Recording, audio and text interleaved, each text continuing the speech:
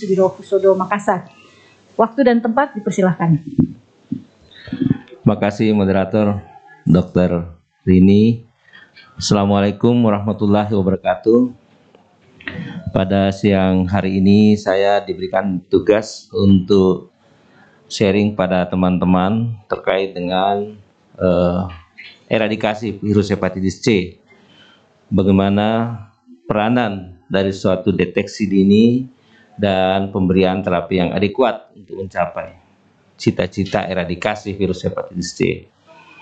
Sebagai pendahuluan bahwa sekali lagi hepatitis C, virus hepatitis C adalah dapat menyebabkan hepatitis baik akut maupun kronik, dan umumnya bahwa hepatitis C ini pada fase akut asimptomatik dan bahkan tidak, sebagian besar tidak menyebabkan suatu penyakit yang mengancam jiwa. Akan tetapi, dan 30% diantaranya infeksi ini sebenarnya bisa clear, ya, bisa selesai dalam waktu 6 bulan, dan sekitar 70% dari pasien yang terinfeksi kronik, yang terinfeksi akan berkembang menjadi infeksi kronik.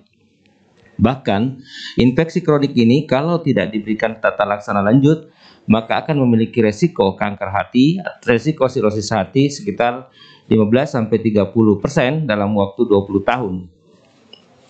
Nah, ini data menunjukkan bahwa kalau kita berbicara mengenai seberapa jauh peranan hepatitis C terhadap kejadian yang tidak seharusnya diinginkan, morbidity dan mortality, khususnya di Asia Pasifik, kita lihat bahwa masih ada sekitar 20% ya secara global cancer itu disebabkan oleh hepatitis C. Tadi di persentase awal salah satu persentase Prof. Devi tadi telah menunjukkan kejadian cancer ya untuk di daerah kita saja di Asia Tenggara itu sekitar 22% ya kejadian cancer, dan sekitar 25% diantaranya itu sebenarnya kita lihat ya liver cancer itu meninggal sekitar 25%, dan 55% diantaranya itu meninggal dan hepatitis C di negara-negara Asia Pasifik, meskipun sebenarnya di negara-negara yang income-nya lebih bagus.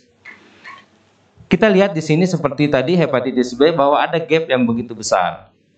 Bahwa kalau kita lihat yang terinfeksi begini banyak, tapi ternyata yang mendapatkan treatment ini data tahun 2015, itu gap sekitar 70%.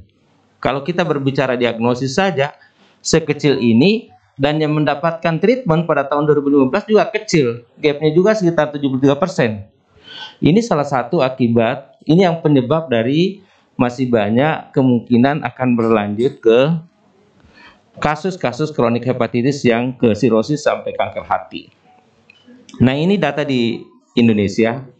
Kalau kita melihat dari suatu hasil screening anti HCP di Indonesia, ini risk pada tahun 2013, kita lihat bahwa Indonesia itu sekitar 1% sebenarnya prevalensi dari hepatitis C.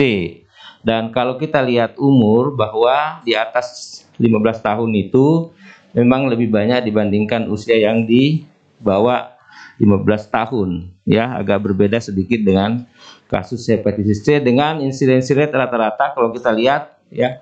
Misalnya Sulawesi Selatan kita lihat ini sekitar 1% ke atas ya. Ada beberapa daerah yang insidensi rate-nya lebih tinggi. Tapi umumnya Indonesia ya kurang lebih 1%, 1-3%. Nah, ini adalah faktor-faktor risiko yang sudah diteliti data di Kementerian Kesehatan, bahwa faktor risiko yang terbanyak ternyata sebagai penyebab untuk penularan hepatitis C adalah pengguna jarum suntik. Ya, masih banyak yang lain nih faktor-faktor yang diduga terkait dengan penularan hepatitis C. Nah, saat ini kita tahu bahwa WHO mencanangkan inti eradikasi hepatitis C itu tahun 2030. Kalau kita lihat di sini, mulai dari proses prevensi, ya, diagnosis sampai treatment. Nah, kalau kita lihat berdasarkan data 2015 sampai sekarang, itu 15 progresnya masih sekurang 1% ya yang tersentuh treatment di tahun 2015. Tapi pada tahun 2020 ini sudah jauh lebih banyak, dan diharapkan nanti tahun 2030 80% sebenarnya obat-obat sudah disiapkan untuk bagaimana mengeliminasi atau eradikasi terhadap virus hepatitis C. Ini data menunjukkan bahwa pada kalau kita mau lihat dari beberapa negara, ya, hanya sekitar 11 negara ini, yang 12 negara yang kemungkinan akan mencapai 2030, yang lainnya belum, ya. Kalau kita lihat progresnya, beberapa negara maju sekalipun hanya ini yang bisa kemungkinan akan mencapai eradikasi di sebelum 2030 atau pada saat kurang lebih 2030. Yang lainnya kira-kira tidak. Nah, ini menjadi tantangan besar memang untuk mencapai. Ya, di Asia Pasifik yang pertama adalah, dan ini sesuai saya kira sebagai tema dari hepatitis pada tahun ini, bahwa data-data epidemiologi beberapa negara memang masih kurang, ya. Kemudian begitu besarnya sebenarnya beban terhadap pasien-pasien sebenarnya yang tidak terdiagnosis hepatitis C, akhirnya harus masuk ke stadium penyakit yang lebih parah. Kemudian bagaimana kewaspadaan terhadap faktor risiko. Kita tahu bahwa hepatitis C lebih banyak akibat produk-produk darah, ya, kemudian terkait penggunaan jarum suntik, ya, kewaspadaan masih kurang. Penggunaan alat-alat medis yang sifatnya reuse, ya, kemudian kurangnya akses pemberian treatment pada orang-orang hepatitis C yang harus menggunakan injeksi, dan masih ada stigma, ya, terhadap diskriminasi orang-orang yang terinfeksi hepatitis C, dan tentu biaya yang menentukan bahwa biaya juga ternyata menjadi suatu kendala terhadap untuk mengakses pengobatan terhadap hepatitis C. Nah, perjalanan klinis hepatitis C kalau kita lihat di sini, bahwa hepatitis C tadi saya jelaskan bahwa sebelumnya bisa selesai di sini, ya. Berbeda tadi yang dijelaskan oleh presentasi sebelumnya dengan hepatitis B. Hepatitis C bisa clear bagian sini, tapi kalau dia berlanjut kronis, tentu resiko untuk sampai HCC bahkan menjadi dekompensated sampai meninggal juga akan terjadi jika tidak dilakukan tata laksana dengan baik. Nah, resiko progresi hepatitis C untuk menjadi hepatoma bahkan sirosis sangat tergantung dari karakteristik pasien. Sekali lagi bahwa kalau ada pengguna alkohol, ada hepatitis B yang bersama-sama dengan hepatitis C, atau bahkan HIV, atau keadaan-keadaan yang sifatnya imunosupresi, itu akan meningkatkan risiko untuk perkembangan begitu cepat masuk ke tahap sirosis bahkan ke hepatoma. Nah, bagaimana dengan tata laksana sebenarnya dengan hepatitis C saat ini? Ada beberapa guideline. Indonesia sendiri mengeluarkan guideline tahun 2017 untuk hepatitis C. Kita lihat prinsipnya tidak serumit dengan hepatitis B. Ya, hepatitis C itu tidak terlalu serumit untuk menentukan apa yang menjadi dasar menentukan mau diobati tidak diobati. Ya. Yang pertama, pemeriksaan serologi untuk antibodi. Yang kedua, dilanjutkan dengan pemeriksaan RNA, HCP RNA, untuk memulai screening awal ini menentukan diagnosis, ya, apakah terinfeksi atau tidak. Nah, kalau kita lihat di sini antibodi hanya menggunakan pemeriksaan ELISA, ya, kemudian molekuler NAT untuk HCP RNA.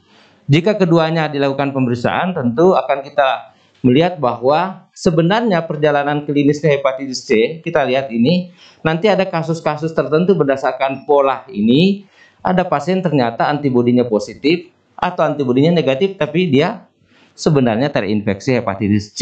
Kita lihat di sini, pada awal-awal sebenarnya HCP RNA itu bisa saja terdeteksi ketika antibodi belum kita dapatkan. Ya, kalau kita lihat dari grafik ini nanti, makanya interpretasi terhadap petanda-petanda ini anti HCP RNA itu sangat menentukan dalam tata laksana hepatitis C. Nah, ini di guideline kita lihat bahwa jika ada pemeriksaan yang kita lakukan anti HCP-nya positif dan RNA positif, akut atau kronik itu bergantung dari gejala klinis. Artinya bahwa pada pasien-pasien yang dua positif ini bisa juga dia kronik kalau ada tanda-tanda kronikitas pada orang itu, karena anti HCP bisa bertahan lama, ya. Sebaliknya juga begitu, bahwa kalau dia positif di sini dan dia negatif di sini, ya, itu bisa juga tidak bukan tidak terinfeksi. Kalau dia misalnya status intermittent viremianya misalnya, bisa saja HCP RNA misalnya ketika itu tidak terdeteksi. Makanya kalau ada dugaan kuat terinfeksi, dilakukan pemeriksaan ulang atau pemeriksaan kontrol. Kalau ini negatif anti HCV dan positif itu infeksi awal.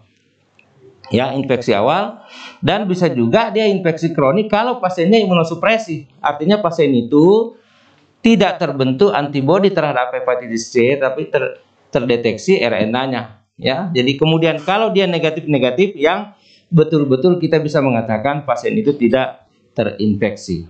Jadi tidak serumit dengan hepatitis B.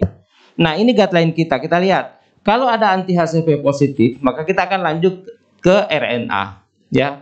Tetapi kalau apabila diduga hepatitis C itu meskipun anti HCV-nya negatif, kalau dugaan kuat secara klinik bahwa ada hepatitis C, maka tetap harus dilanjutkan dengan pemeriksaan RNA. Jadi kita tidak boleh berhenti di ada dugaan kuat ini orang hepatitis kronik, kemungkinan C, jangan berhenti di anti HCV negatif. Kalau tidak bisa ditegakkan penyebab lain, harus lanjut ke RNA.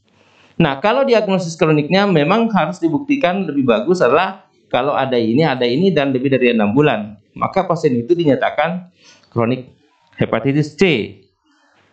Kepentingan lain screening awal dari suatu hepatitis C karena terkait dengan pengobatan, dan pengobatan ini tentu memilih obat sangat tergantung juga genotipe. Ya, meskipun keadaan sekarang ini dengan obat-obat yang ada, pertimbangan genotipe akhirnya juga tidak menjadi pertimbangan utama. Ya, ini ada peran genotipe di seluruh dunia.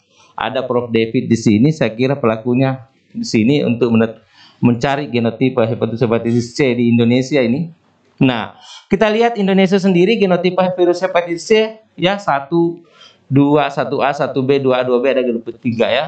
Jadi begitu banyak variasi genotipe dari virus hepatitis C, dan ini kalau pengobatan-pengobatan awal di era sebelum 2014 ya atau 2011 itu sangat penting menentukan genotipe karena obat-obat yang tersedia saat itu sangat betul-betul genotipe based ya. Jadi kita harus betul-betul menentukan genotipe untuk memberikan pengobatan. Nah, bagaimana sesungguhnya pengobatan hepatitis C?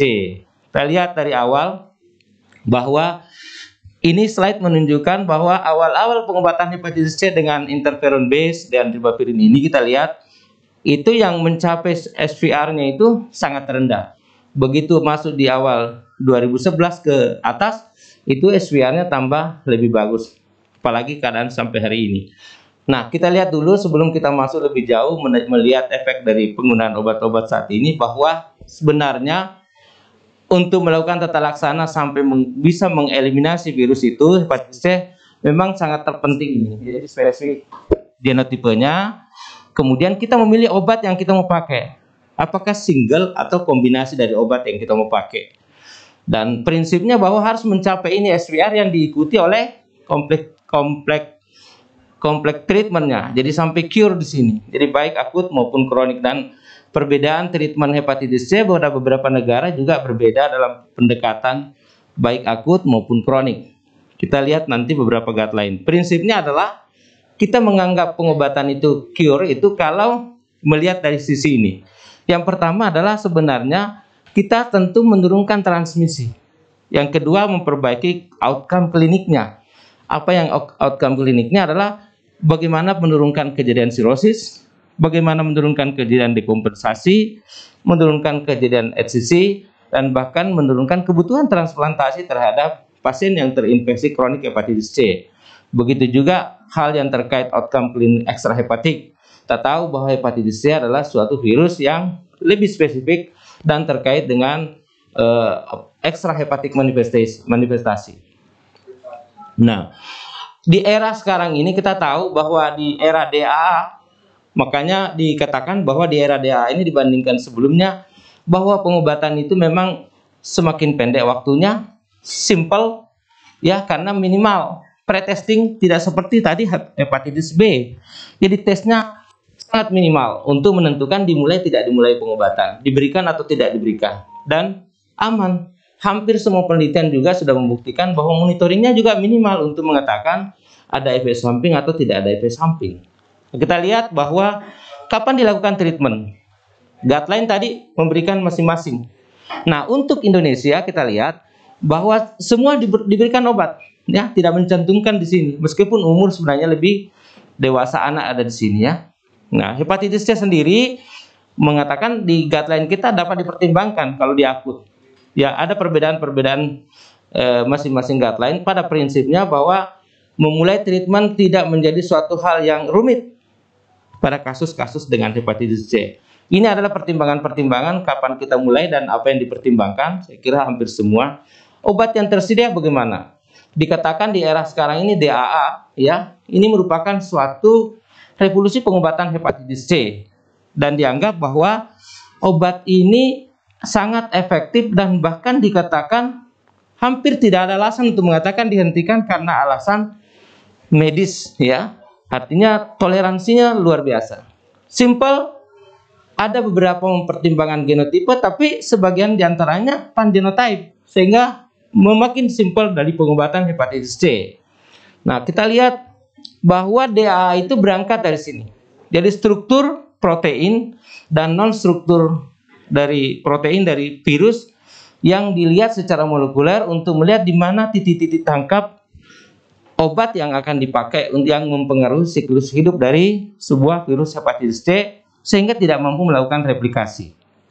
Nah, kalau melihat dari DA sejak tahun 2018 yang di-approve itu ada beberapa, ya, di antaranya adalah kombinasi-kombinasi yang dianggap pangenotype, sofosbuvir dan teman-temannya di sini, dan hari ini nanti akan kita bicarakan satu jenis kombinasi obat DAA yang terbukti bisa memberikan kemungkinan bisa membantu untuk eradikasi hepatitis C. Lihat dari kelas treatmentnya dari DAA ini, mulai dari NS34 protease inhibitor, nukleosida analog, ya, inhibitor non nukleosida analog, NS5A. Nah, yang hari ini kita akan bicarakan lebih banyak nanti adalah kelas dari sofosbuvir dan velpatasvir, ya. Nanti kita lihat penggolongannya kenapa dikatakan seperti itu. Nah, kapan dimulai treatment? Ini WHO, ya. Sekali lagi akan segera dimulai orang yang terinfeksi. Dan dia pakai kelas umur di sini, ya. Kemudian tanpa melihat stadium penyakitnya, karena nanti ada pilihan sirosis atau non sirotik, hanya membedakan mungkin waktu pengobatannya dan jenis pengobatan kombinasi yang akan diberikan. Dan regimen ini dianggap bahwa sebaiknya menggunakan pangenotype sehingga tidak membutuhkan banyak pemeriksaan untuk memulai treatment. Sekali lagi Indonesia ini mengatakan bahwa berdasarkan data yang ada dari Nah, ini adalah kelompok pengobatan tadi, ini obat-obat yang sudah ada, sebagian diantaranya sudah di-approve, ya, dari waktu dari tahun ke tahun, bahwa obat ini sebenarnya ini adalah berangkat dari struktur molekuler dari seorang virus hepatitis C. Ini adalah protein yang menyusun, baik yang non-struktural maupun yang struktural. Inilah yang dilakukan blokade, seperti di NS5A blokade di sini, ini di NS5B di blokade di sini, sehingga virus itu tidak mampu melakukan replikasi dan tidak mampu melanjutkan hidupnya. Nama-namanya ini berangkat dari bufir, asfir, dan previr, ini berangkat dari rumus molekul yang didapatkan dari struktur dari virus yang struktur molekul yang menyusun daripada virus itu. Nah, ini ada beberapa DAA mulai tahun 2014, ya. Saya kira teman sejawat juga sudah mengenal sofosbuvir, simeprevir, dan dakla.